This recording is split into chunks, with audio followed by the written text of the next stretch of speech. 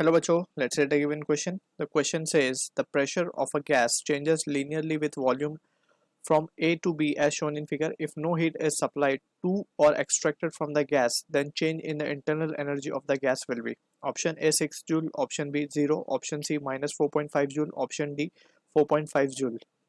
So for this question जो key concept यहाँ पे हम use करेंगे, that is the concept of first law of thermodynamics. First law of thermodynamics जो कि basically law of conservation of energy को follow करता है. इसके अकॉर्डिंग जो हीट हम सप्लाई करते हैं that is utilise for doing work and to change the internal energy of the system और the gas we can say. तो this is the expression that we need to keep in mind regarding the first law of thermodynamic. इसके अलावा we also need to have an idea कि हमें work done जब calculate करना होता है तो we can use P delta V जो फॉर्मूला है, we use that formula to calculate the work pressure volume type of work. अब यहाँ पे वी कैन ऑल्सो सी के जो वर्क डन है it is area under PV curve, area under PV curve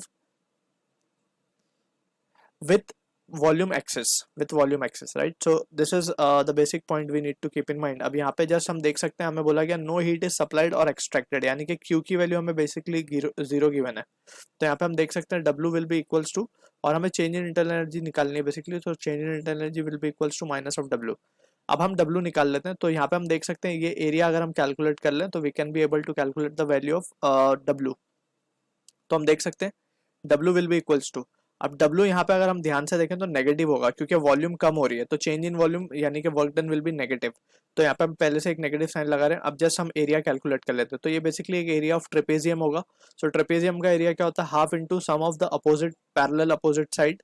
तो वो होंगी हमारे लिए 20 10 plus 50 right into the height क्या है इसकी 200 माइनस 50 दैट इज 150. एंड यहाँ पे हमें यूनिट्स का ध्यान रखना होगा. Volume is in centimetre cube, तो ये 10⁻⁶ से मल्टीप्लाई होगा एक बार.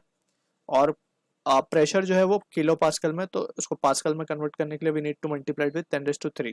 तो ये वैल्यू आ रही है हमारे पास minus of half into 60 into 150 into 10⁻⁻3.